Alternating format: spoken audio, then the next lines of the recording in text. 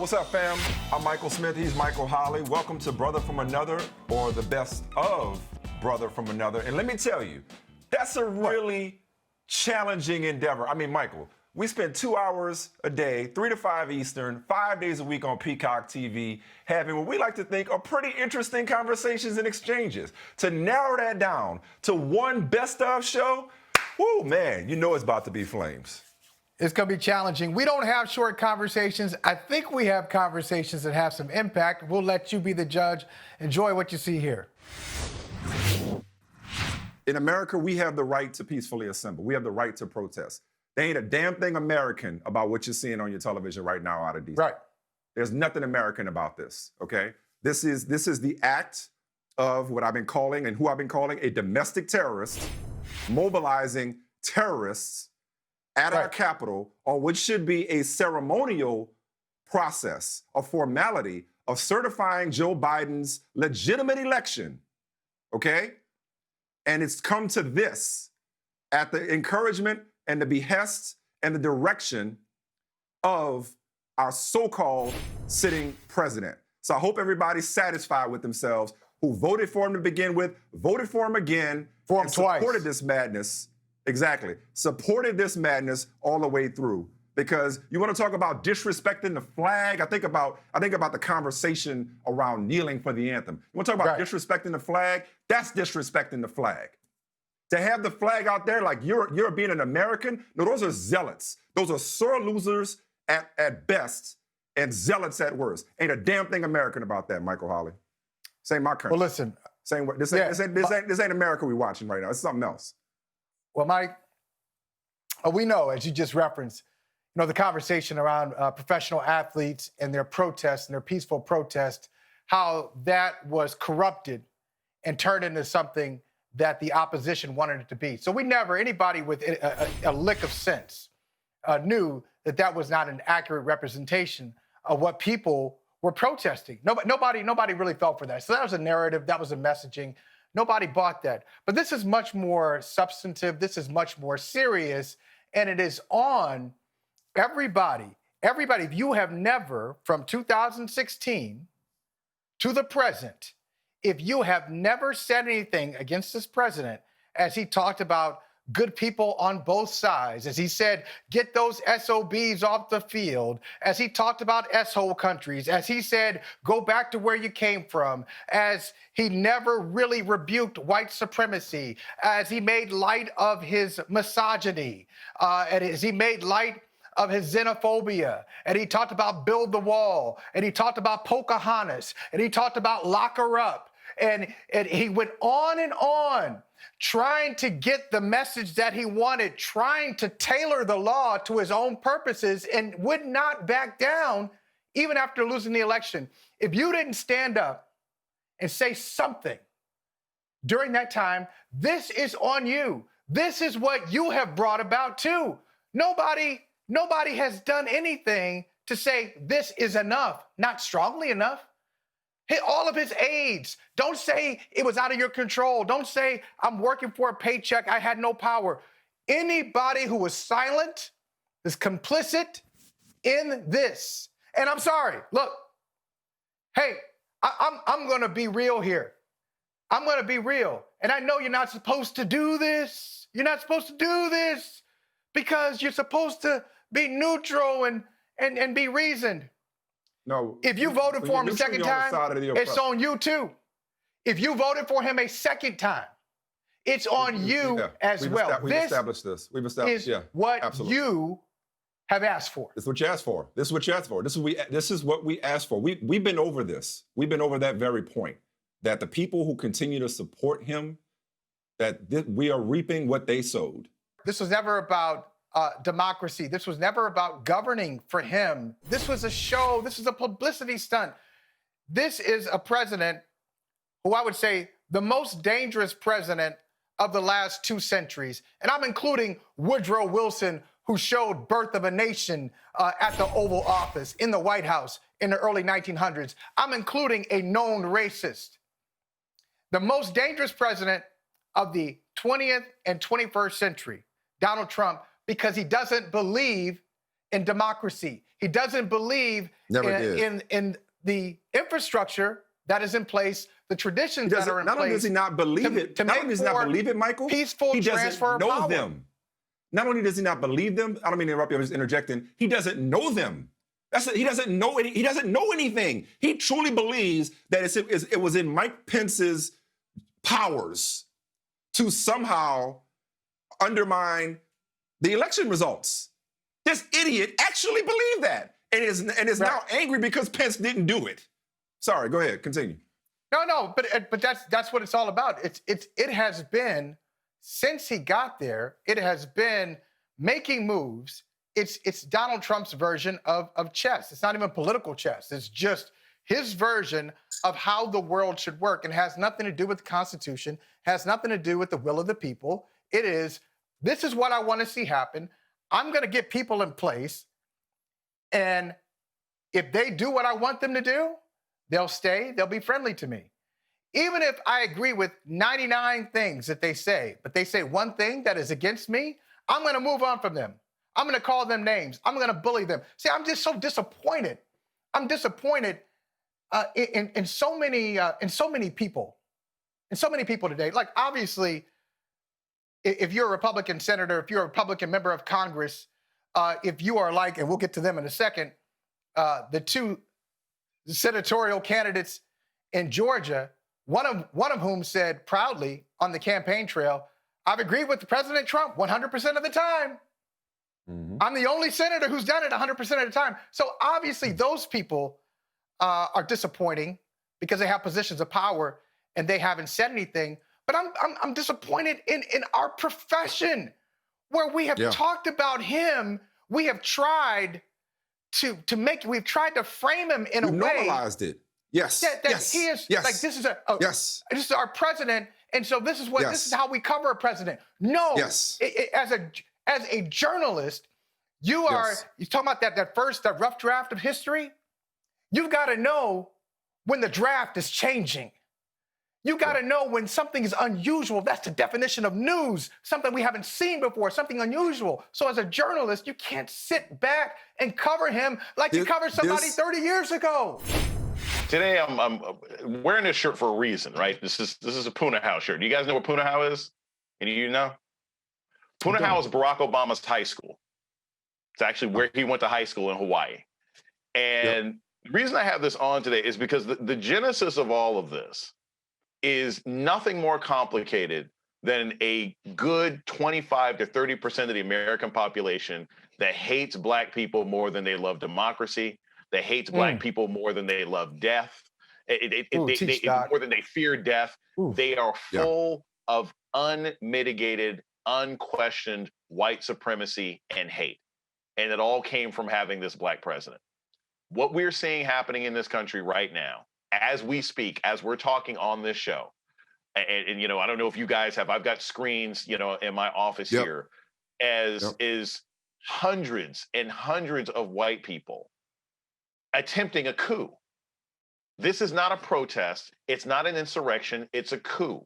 They think that if they take over the Capitol building, that they can somehow perpetually delay the counting of electoral votes and keep Joe Biden from becoming president. This is a coup. This is the intention. Every single one of these people should be in jail. And this is a testament to what we have been saying for decades. And in particular this year, anybody who pays attention, the old 1960s protest chant, the cops and the Klan go hand in hand. Because if there were one scintilla of the number of Black people who attempted to do something like this in Washington, D.C., it would be a Kent State massacre. Man, and that's what we're seeing right now. We wouldn't do it because we know better. Because we know that. Exactly. That's right. We know we couldn't pull nothing like this. We know we couldn't storm nobody's Capitol and live to tell about before we got to the fence.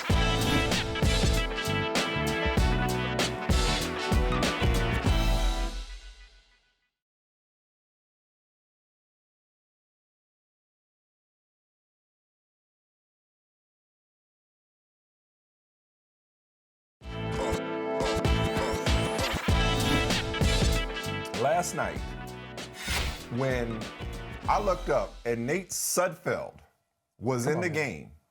Come on. And the Eagles were blatantly tanking. You know what I said to myself? I can't wait to hear what Michael Holley has to say about this tomorrow. Because, as you know, the tension of tanking turns me on. Nobody's neutral on tanking. Everybody's got a take on tanking. Yeah. And you and I went at it like we do. We're going to at it on a lot of things, but on few topics like we do the Jets and that tanking conversation that was going on throughout the season, especially late in the year. So I know how much it hurts you to your core. The very suggestion that an organization would intentionally tank for draft. Not an organization. Players and coaches. Players, coaches, organization everybody. Gotcha. Organizations So do. with that said, how did you feel? And how did you feel now that you've had a chance to sleep on it and process it? How did you feel when you saw the Eagles pull that act last night? That's a great question. Because this is how I felt at the time, and I feel this way even more now, and that is confused. I am confused by Doug Peterson. If he was tanking, he don't even know how to tank the right way. Look, if you're going to tank that, if you're going to do that, go into that game, Mike, and say, all right, I'm just going to let everybody know that Jalen Hurts will not be starting game 16. I'm going to turn it over to Sudfeld. He's been here for 4 years. We're not going to the playoffs. We think we can be competitive with Sudfeld. I just want to see what I have there. Then it's obvious that you don't care. You're not trying to win the game, and you let people know that beforehand. But when you start a game and you're down by 3 points, and you take Jalen Hurts out of the game, and your logic for putting Sudfeld in the game is, well, I thought he deserved it after 4 years. Deserves got nothing to do with it. What are you talking about? He deserves it because he's been here for 4 years. I don't understand that. But you there's say you're nothing playing to evaluate. To win. You're not playing to win. No, yeah, he was. He was playing to win next year. Or he was playing to win the sixth pick. And this is why I'm also confused about tanking. Because nobody really cares about you tanking. The organization doesn't care about you tanking personally. Okay, everybody wanted Adam Gase to tank. They won 2 games. If they had gotten the number 1 pick, he was going to be fired. They lost the number 1 pick, he got fired. Doug Marrone, hey, thanks for tanking. Bye. So the organization is not going to scratch your back. They're not going to hook you up with some contract extension because you have carried out their plans. So that's not a reason to do it. You lose the respect of every single player in that locker room, probably even including Sudfeld, if you tank, if you do what Doug Peterson did last night. So that's what I'm saying. I'm confused. There's really no logic for what he did. I don't understand what he was trying to accomplish. Yeah, I gotta say, I've been watching football for a long time. I've never seen tanking for the 6th pick. I've never seen tanking from 9 That's a good to way of 6. saying it. I've seen tanking for number 1. Not for 1. Or even number 2. 2. You know? Or 6. Or even number 2, but top 2, but 6. From 9 to 6. I mean, look, I think Jamar Chase would look great in the Eagles uniform. But is there that big of a difference between Jamar Chase and Devontae Smith? I guess. Doug Peterson, done. Doug Peterson is done in Philadelphia. He cannot win that locker room back. He crossed the threshold that there's no coming back from. He's done. Super Bowl coach, made the playoffs, all that stuff, that's in the past. He's already Here's the thing. Screwed up 2 quarterbacks. He's pissed off 2 quarterbacks. Yeah. And he made this illogical, indefensible decision in the final game of the year. So he's done in Philadelphia. As West Indian Archie said to Detroit Red, all a man has is his rep. A man's rep travels, okay? When I say he can never live this down, I'm talking about his reputation. Talking about, just what the report said about, I think it was the Washington Post, there's not going to be any punishment for it, but it was a bad look. Doug Peterson, would never pay for a meal in Philadelphia after finally delivering the Super Bowl. And maybe there's still some of that goodwill, but right now, it's just a bad look for him. It's a bad look for him as a steward of the game, if I may get on my high horse, okay? But you say he won't get that locker room back. There's a lot of guys in that locker room who won't be back. Jason Kelce may not be back. And if so, maybe not for long. Zach Ertz probably won't be back. That team is in transition. Carson Wentz, we'll see whether he's back or not. Jalen Hurts is coming back. One of them is coming back, right? Jalen Hurts or Carson Jalen Wentz? Hurts is coming back, and he may or may not be the quarterback because as excited as we all got about Jalen Hurts at the beginning, I don't think Jalen Hurts showed beyond a shadow of a doubt that he is the future quarterback for Philadelphia. He was better than Wentz. How many Philadelphia Eagles from the 2020 season do you think will be back in 2021? 15? 20? I don't know. But what I do know is that it's 22 many. If he was carrying out the code red, all right, this order came from on high, and I believe it did, because it was the plan all along to play Nate Sudfeld in week 17. And then when you're winning the game, or you have a chance to win the game, that's when you decide to pull Jalen Hurts. When if you really just didn't want to compete at all, you wouldn't have played Jalen Hurts at all. Like I'm reading this crap from sources about, Hurts' health was a consideration. Then why did he suit up at all? I was going to say, why did he play? Why did any of them play if you just were going to completely mail it in? It was the time and the context in which they did it that doesn't taste right. It doesn't smell right. It doesn't feel right, okay? But what I'm saying to you is, if he did it for the greater good, with the blessing of Jeffrey Lurie and Howie Roseman, then I don't think he's done in Philadelphia so long as he is able to win. Because if he wins the crowd, he will win back that town. If he wins games, he will win back that crowd. People are forgiving. People are forgiving. I think this is something that people will remember for a long time.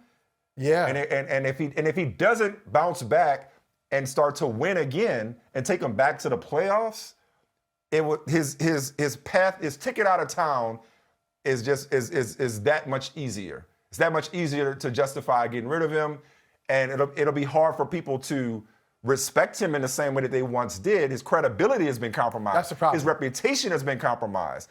But in terms of his job status in Philadelphia, no, I wouldn't be so quick with that, because all it takes is for them to win games with different players.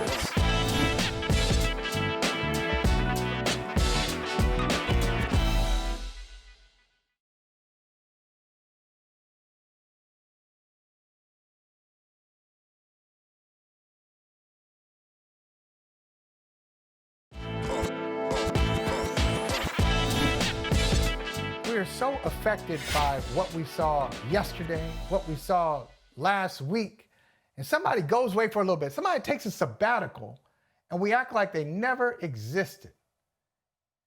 So Steph Curry breaks his hand last year, plays 2 games in a beautiful arena there in San Francisco. I feel like they should be still in Oakland, but okay, all right, fine. Great arena in San Francisco. And we act like Steph Curry is, okay. We got Luka, we got Anthony Davis, Steph Curry, okay, it's nice little shooter. Steph Curry reminded everybody last night, he broke his hand, but you can't break his will. Like 62 points in 36 minutes. In 36 minutes. What it is, Michael, a universal phrase that I love is, yeah, man, why has it got to be all that? Why has it got to be all that? Like with Steph Curry, I often ask myself, why has it got to be all that? Like there's this resentment that for Steph Curry that's been out there in certain circles for a variety of reasons, complicated reasons, for years now. Like he went from this baby-faced assassin that people thought was cute and his threes and he was cool, and then all of a sudden he became the bad guy because we needed a bad guy. We needed a villain. Like I think LeBron got to a point where he was more or less too Teflon to be the bad guy anymore. And so we needed somebody to juxtapose with LeBron.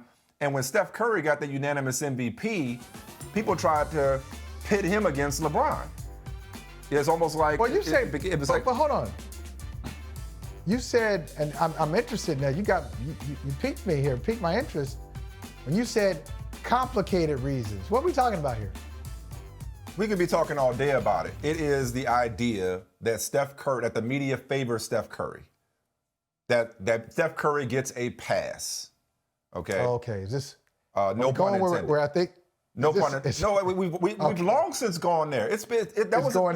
Michael. That's years ago. That's years ago. I think it's still beneath the surface. The idea that he has the look that mainstream media can embrace, and that therefore he was overrated. When he became the first unanimous MVP, people took that as an excuse to hate on him. And then when they went and got Kevin Durant, the Warriors in general became a team people love to hate and to root against. They became the big bad Warriors versus those spunky upstart Warriors that they were, that homegrown team that they were at the beginning. They got Durant and then he goes to the finals, and let's just say he underperforms in the finals relative to his star status.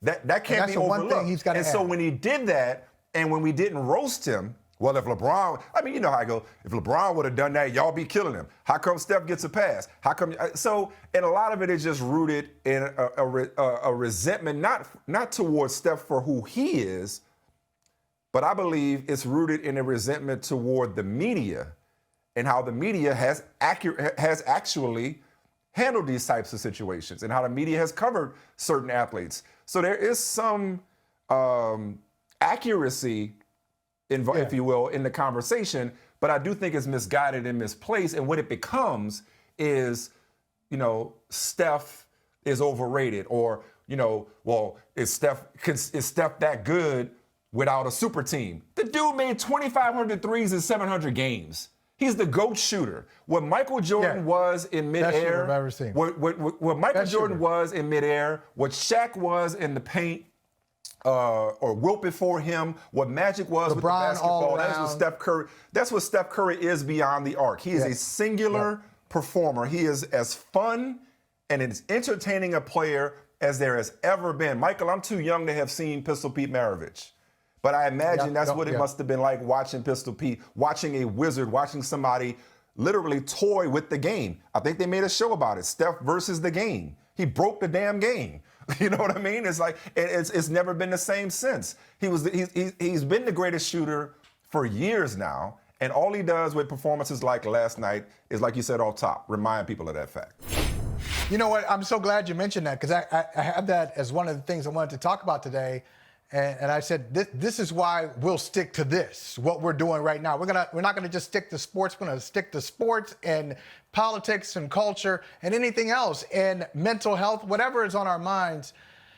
Can you remember, when that changed in your coverage, in your interviews with athletes? Was it in college where all of a sudden somebody says something that was away from the game, that was so-called controversial, and you said, okay, that's different? Do you remember when that moment happened?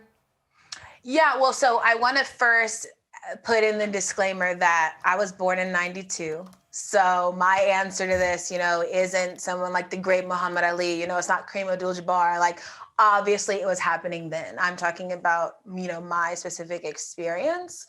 I remember not really understanding the full difference in the way that athletes were covered, meaning white athletes versus Black athletes.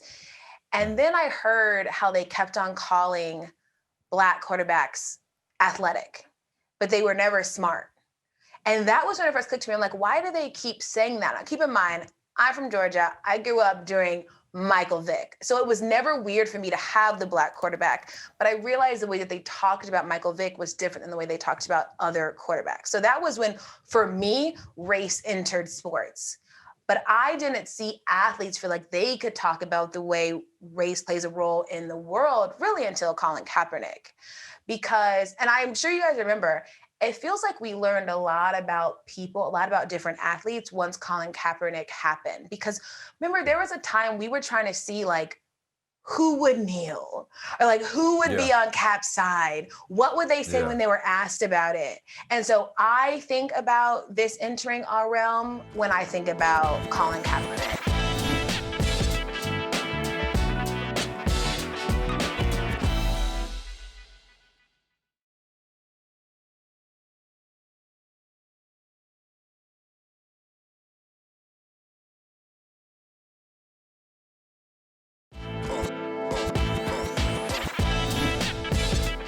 Trump not only has committed treason in 2021, he committed treason in 2020 and in 2019, 2018, 2017. I mean, he has been doing this, is who he is. 2016. Yeah, he is. Keep going. He is the definition of treason. This is what it is. And it always, it amazes, that's why I say it's amusing to me. Like, there are certain terms that people will tell you about the action. They'll say, yeah, this action is happening, and then you'll put a term on it, and they'll say, well, no, that's not treason. But what is treason? Everything that he has done. He has acted against the best interest of the United States from the most powerful platform in the country. He has made democracy, not only democracy hard to carry out, he has been against democracy from the highest office in the land. He has failed to condemn other countries, most namely Russia, that have acted against the United States. He is a treasonous president. That's what he is. It's almost as if people need somebody to come up to their front door. Hello, I am treason. I know I don't look like treason. You don't expect me to be dressed like this, but I'm treason. And I'm coming to your front door to tell you that this is who I am, because you think it's something off in the ether, and it's not. It's right in front of your face. Hi. Isn't it nice to have some company? You know, Michael, you and I know I have, we've been using the word treason, traitor, national security threat. Terrorist. We've been talking about terrorist. We've been using these words and these terms for as long as we've been doing this show, and even before that, for years. And so, yeah, it's nice to see people finally get comfortable with the truth and finally stop sugarcoating this thing. Because that's what got us here, is a whole bunch of sugarcoating and a whole bunch of dancing around and you know, not quite wanting to, you know, be inflammatory instead of calling a spade like we were raised to do. So I guess it's like, okay, cool. Thanks for coming. Thanks for showing up. Because right. Michael, my attitude, and that's not to you. I mean, that's to I know. You know, I know it's not. Yeah, that's to the people who yesterday, you know, finally put their big boy pants on, and decided, you know, but not quite to call this what it is. Not quite. Not all the way. Not all the way. But I'm talking about specifically using words like treason and national security threat and domestic terrorists. And unfit for office. Well, but here's the thing about, he was unfit in 2016. I can't get past that. And everybody said that then. That's my thing. Everybody said that then. And they boosted him up in 2020. They gave him more. They gave him even more support in 2020.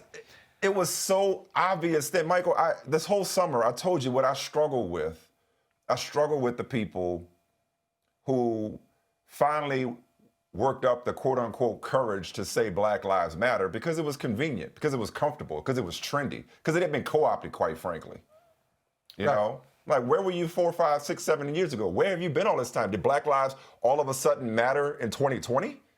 They didn't in 2016 and 17 and 18 and 19? I'm sorry, Mike. I just need to see it on a basketball court first before I can say it. You know, I just want to make sure there was on it's official now. Hey, if Adam Silver thinks Black Lives Matter, then maybe I do too. So that's why for me it's like a lot of day late and dollar short with all of it.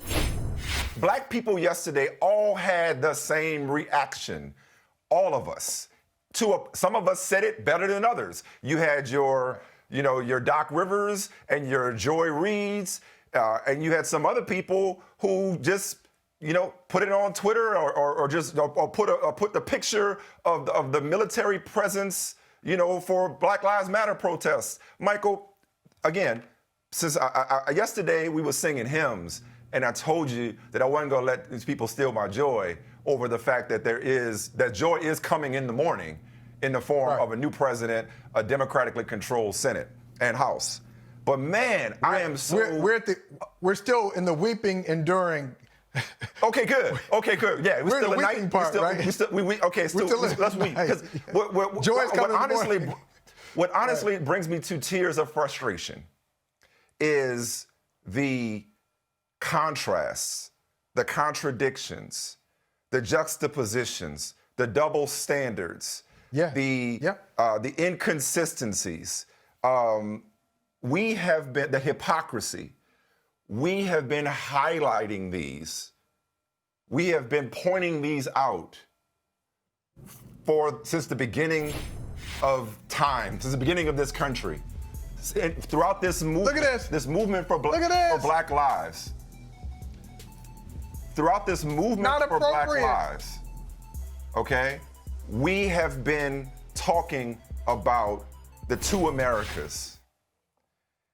But Michael, what I realized yesterday, when every black person said the same thing, because we instinctively know it, that we couldn't get away with that, we wouldn't even think to try it. Okay, we will show up peacefully. We like that right to peacefully assemble. We read that part. We show up peacefully because we know what's gonna happen if we don't obey every command. And even if we're peaceful. And even if, but Michael, what I'm getting at though is it's not accurate. Look at this. Everybody tweeted the same thing. We're not asking you to shoot them like you shoot us. We're asking you to not shoot us like you don't shoot them. Everybody, it was all over Instagram, all over Twitter, the same thing. And the reason everybody's tweeting the same thing is because by now and long before now, it should have been so blatantly obvious, okay, what we were trying to say. Michael, we're preaching to the choir. Yesterday, we took people to church. We went to church yesterday. It was so painfully obvious last night that we're preaching to the choir. Because, Michael, hypocrisy is not unconscious, okay? We talk about unconscious bias. Ain't nothing unconscious about this bias that we've been railing against. No. You think they don't know that there are different rules for them versus us? You think they don't know that? You think somebody yesterday was like, you know, up until the Capitol was sieged, I never considered that black people and white people were treated differently. Right. But now that you mention it, maybe there's something to this whole racism thing. Like, I don't see that happening. So as much as we're angry about it, I wonder if people are actually going to hear it, or are things just gonna continue the way they've always been? Like, we can change policy, but are we actually changing the hearts and minds of the people involved? When just a couple of weeks ago, we were debating, I don't mean to derail this, but just a couple of weeks ago, I'm making a point. You on point, but I'm making a point, my brother. Keep going. No, but this point I'm going to make is not to derail a conversation, but it's just to emphasize. A couple of weeks ago, we were debating the effectiveness or ineffectiveness of defunding the police. Do you want to revisit that conversation today? Not you, Michael Holley, but everybody. Do you want to revisit it today? Okay, like that's what it's been about. That's what it's always been about. You said this yesterday, Michael. People way more articulate than us have been writing about this for centuries, have been speaking about this for centuries, okay? That we are not recognized as equal and we don't get equal protection under the law. We do not have the complexion for the protection.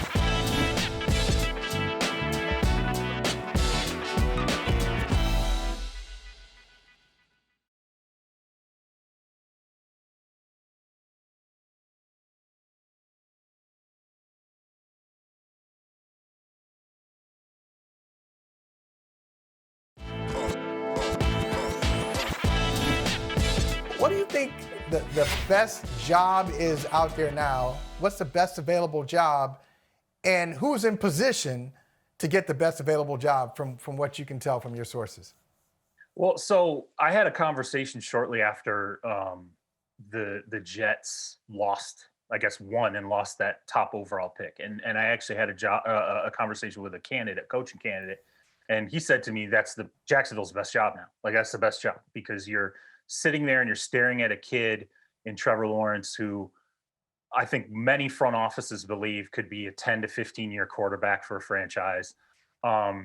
You're staring at a situation where you have the ability to get not only the head coach, but the general manager and the quarterback all coming in together. So there's none of that awkwardness that plays out of this guy wasn't my guy, or I didn't want to be paired with this guy, or, so the hiring synergy, just knocking out all three at once makes really that see a that, more, yeah, you don't see that often. It's always staggered in some way. You don't line up the quarterback, the GM, and the coach all at once.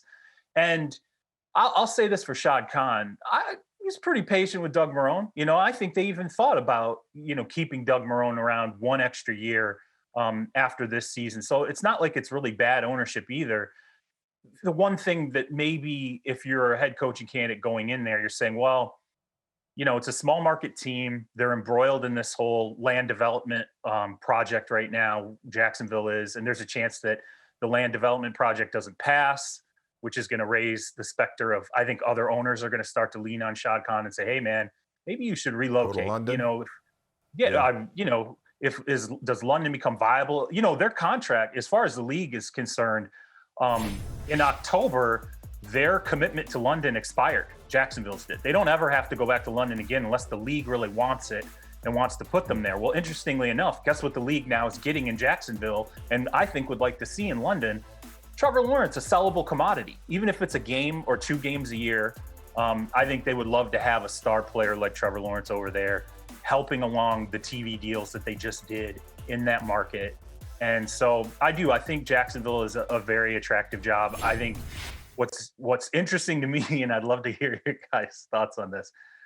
Urban Meyer is like the Josh McDaniels of college coaches when jobs come open. Okay. Like I feel like always coming up. Every good job agents. is like, they got good agents.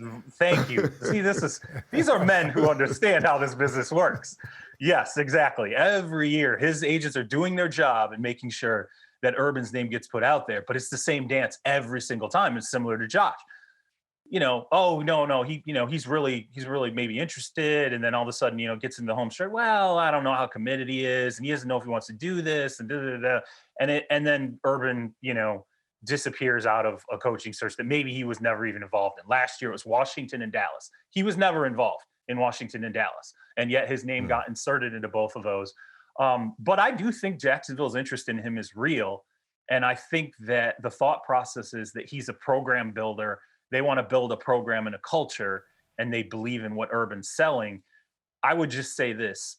When you talk to people in the NFL who really spend a lot of time scouting Ohio State, they will tell you when Urban left, like his last year at Ohio State, they will tell you how much better the schemes, particularly offensively, got under Ryan Day and a little more updated under Ryan Day after Urban left that program. That concerns me a little bit about the NFL. You don't want to hear NFL guys going, hey, Urban's replacement started to update some of the things that they were doing on offense. But now Urban's going to be the guy who creates your new culture and, takes you into the next wave with this franchise quarterback and Trevor Lawrence. This is a easily top 5 quarterback in the league. Great player, 25. Well, then, stop right there. Then stop right there. Then that's why I started by saying this is a stupid question. First of all, I love this little negotiation we just had, it's you're right. It's not a stupid question because, you think you answered in the affirmative. So, okay, cool. But for me, it's a non-starter. Having said that, I enjoyed our little role play just now. Yeah. If I were another team, I'd already be back channeling the hell out of this thing right now. I'd be trying to figure out this. Oh, word. And I'd be like, Nick, hey man, Bill O'Brien kind of left your cupboard a little bare. Y'all went 4-12 with him. You could do bad all by yourself. Hey, don't you want to start this thing fresh? What if we gave you a boatload of picks and you could really come in and shape this roster like you wanted?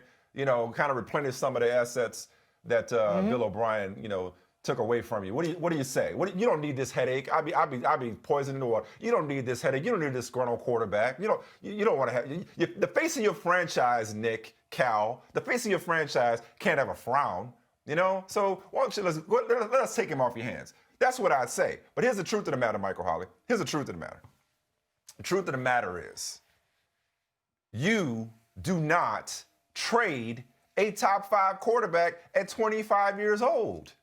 There are 2 categories of GMs, and I don't know if he's top 5 or not. I mean, I like to think about a little bit more, but yes, he's in there. Okay, yes. No, he's in the conversation. He's definitely in the conversation. But there are two GMs in this league. You know this. I know this. There are two old phrases when it comes to quarterbacks that are go-to. There is the if you have two quarterbacks, you have none. And then there's two kinds of GMs. Ones that have quarterbacks and ones that's looking for them. Okay? Now, they're just looking for a quarterback. When you have an elite quarterback, you don't trade that dude, even if he is frustrated for the moment.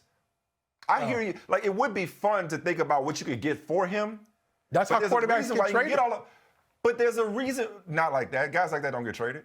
Guys like that don't get traded. I said that's how they get traded when they demand it. Those young quarterbacks. You know, most of the time it's coming out of the draft. Hey, I don't want to be here. Exactly. I can't remember the last. You said that's how they get traded. No, that is how. They get traded because they don't get traded. No, they don't get traded. Guys like Deshaun Watson do not get traded.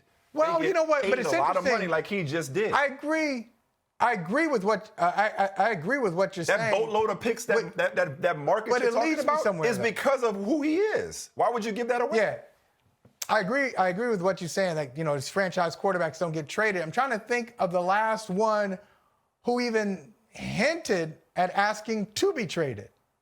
You know, like whoever your top five is, you can't think of a guy saying, I want out of here. You know why, Michael? Because it goes back to what we talked about yesterday. Because they're always in lockstep, enjoying at the hip.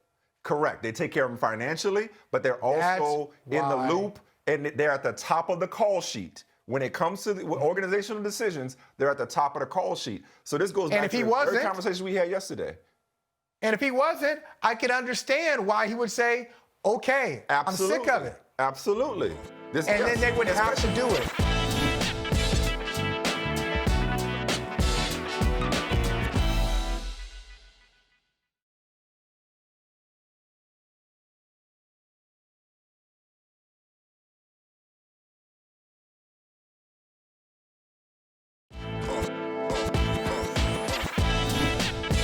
I do want to talk about your project, Future State, The Next Batman.